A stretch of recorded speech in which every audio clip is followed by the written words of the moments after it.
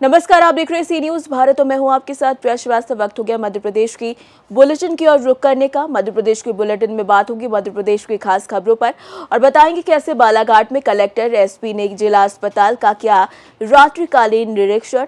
साथ ही बात होगी भोपाल की, जहां पुलिस की कारगुजारी नजर आई और बताएंगे कैसे सिवनी में धूमा थाना विश्व हिंदू परिषद बजरंग दल सकल हिंदू समाज धूमा थाना प्रभारी को पुलिस अधीक्षक के नाम दिया गया ज्ञापन।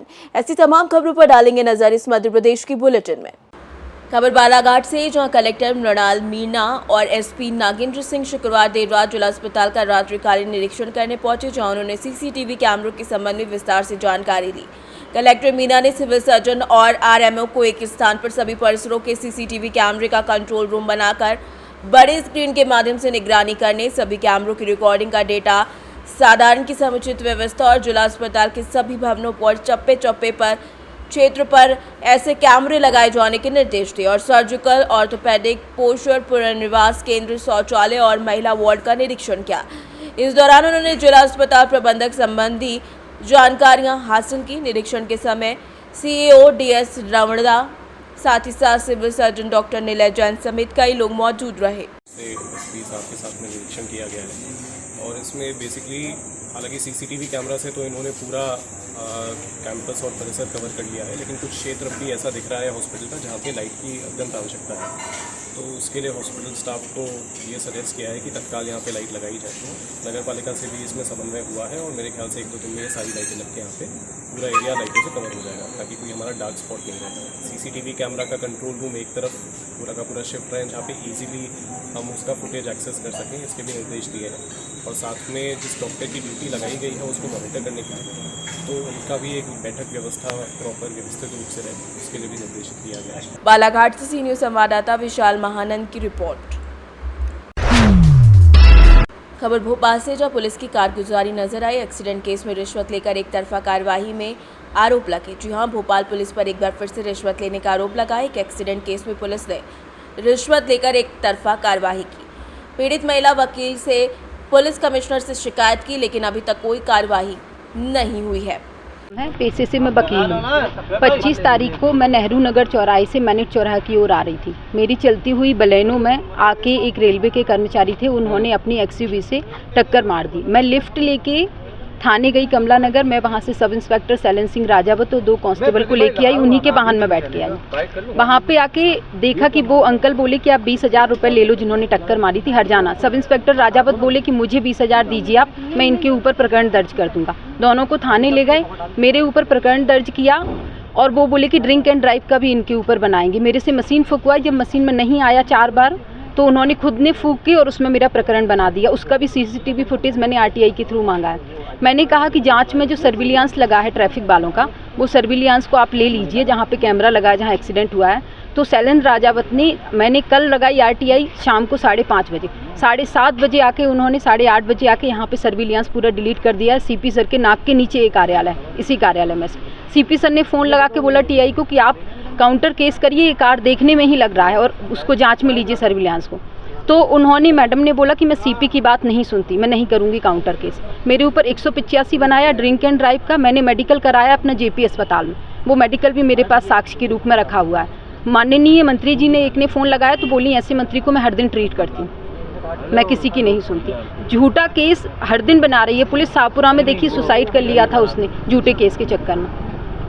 आपसे पैसे कितने मांगे थे? पैसे मेरे से नहीं मांगे, पैसे जिन्होंने मेरी गाड़ी में टक्कर मारी थी उनसे 20,000 रुपये ले लिए शैलेंद्र सिंह राजावत सब इंस्पेक्टर कमला नगर थाने ने, और मेरे ऊपर फर्जी प्रकरण बनाया। वो टीआई खराब है और वो टीआई मैडम जो है निरुपमा पांडे, वो मेरे को बोली कि सही भी है तो भी एफआईआर नहीं करूंगी, जाइए दुनिया में जहाँ जाना हो आपको।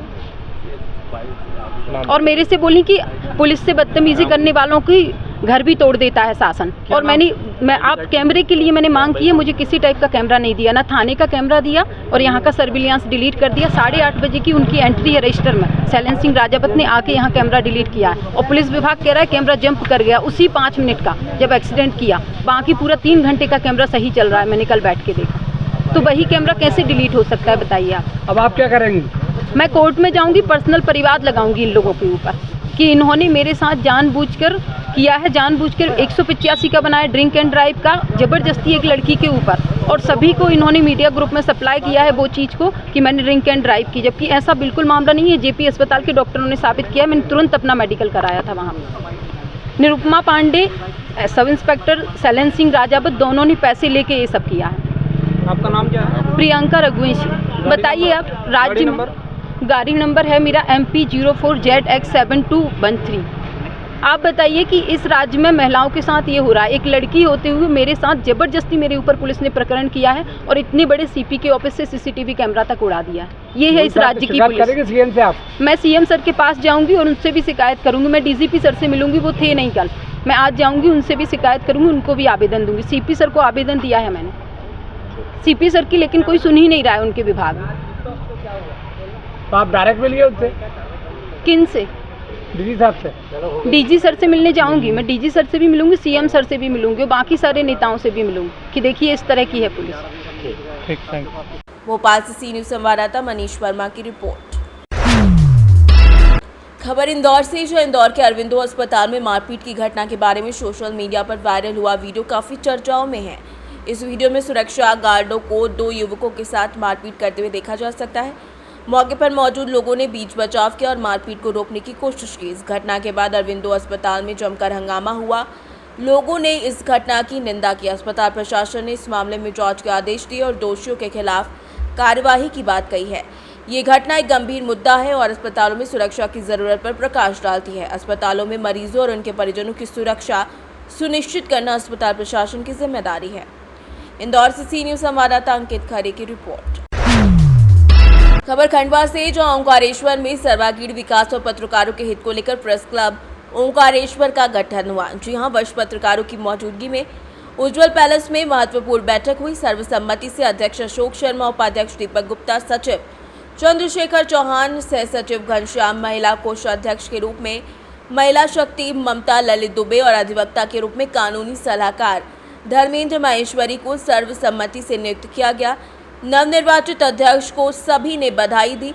अध्यक्ष अशोक शर्मा ने कहा, अतिशीघ्र पंजीयन कराकर जनसंपर्क अभियान अधिकारियों को कराया जाएगा अवगत और साथ ही साथ प्रेस क्लब मीडिया संघ सबका साथ सबका विकास के साथ लामबंद होगा। प्रेस क्लब की ओमकारेश्वर की रखी गई थी। इसके अंदर में एक महत्वपूर्ण विषय ये है कि जो आज तक शासन प्रशासन के द्वारा पत्रकारों के साथ में भेदभाव और शोषण वाली जैसी स्थितियां पैदा होती है, ऐसी नहीं हो और हम सभी पत्रकार एकजुट होकर और एकता के साथ में संगठन को मजबूत करें और शासन प्रशासन के साथ मिलकर विकास कार्यों में भी सहभागिता हमारी रहे। लेकिन पत्रकारों का अहित नहीं हो, पत्रकारों के एकजुट रहने, पत्रकारों को एक साथ में लेकर चलने और पत्रकारों की समस्याओं को निराकरण तक पहुंचाने का मेरा प्राथमिक उद्देश्य रहेगा। और मैं चाहूँगा कि एक जो 11 पत्रकारों की जो कमेटी बनाई गई है,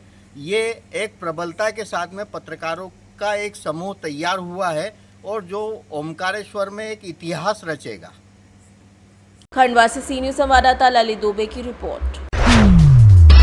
खबर सिवनी से है, जहां पर धूमा थाना विश्व हिंदू परिषद बजरंग दल सकल हिंदू समाज धूमा थाना प्रभारी को पुलिस अधीक्षक के नाम ज्ञापन दिया गया है। बता दें कि सिवनी पुलिस अधीक्षक से धूमा क्षेत्रवासी ने आग्रह करते हुए धूमा अंतर्गत घरघटिया के पास 19 जून को 28 गौवंश की गला रेतकर हत्या कर दी गई थी। साथ में थाना घनौरा और केलवारी के अंतर्गत गौवंश की गला रेतकर हत्या की घटना हुई थी, जो तीनों थाने से अलग अलग अपराध दर्ज किए गए हैं, जिसमें नागपुर के मुस्लिम समुदाय के लोगों का हाथ था, जिन्होंने अपराधी योजना बनाकर ऐसी घटना को अंजाम दिया। उनके खिलाफ कार्यवाही करने की मांग की गई है। आज आप लोग धूमा आए हैं, क्या कार्यक्रम था और क्या ज्ञापन दिया गया? भाई साहब, सबसे पहले तो गौ माता की जय हो।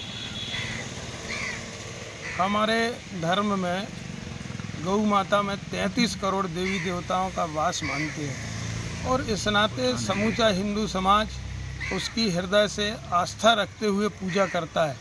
पिछले समय में समाज का सौहार्द, शांति, सद्भाव बिगाड़ने की दृष्टि से बाहर से आए हुए कुछ अवैध और असामाजिक तत्व जो मुस्लिम परस्त थे, जिन्होंने हमारी भावनाओं पर कुठाराघात करते हुए और लगभग 80 से 90 गौ माता को की गला रेत कर हत्या कर दी थी। समूचा हिंदू समाज आक्रोशित है और लगातार आग्रह कर रहा है शासन प्रशासन से, पुलिस प्रशासन से, जिला कलेक्टर से कि इन आतंकियों पर, इन असामाजिक तत्वों पर कठोर से कठोर कार्रवाई की जाए, NSA लगाया जाए और यदि NSA लगाया गया है तो इनको लंबे समय तक जेल में रखकर इनको अनेक तरह की प्रताड़ना दी जाए। समाज में ढेर प्रकार की भ्रांतियां व्याप्त हैं कि इन्हें प्रशासन द्वारा शीघ्र छोड़ने की कार्रवाई की जा रही है। हमारा निवेदन है, आपके चैनल के माध्यम से आपको बहुत बहुत साधुवाद देता हूं कि आप समय पर पधारे। आपसे आग्रह है कि आप अपने चैनल के माध्यम से प्रदेश में शासन प्रशासन में इस खबर को फैलाएं कि क्षेत्र में हिंदू समाज में घोर आक्रोश व्याप्त है और इन जो अपराधी तत्व हैं इन पर लंबे समय तक NSA लगाई जाए और इन पर कठोर से कठोर कार्रवाई करते हुए इन्हें प्रताड़ना प्रदान की जाए। सर, आज ये जो सकल हिंदू समाज ज्ञापन देने आया था, इसका क्या था और क्या कारण था इनका देने का ज्ञापन?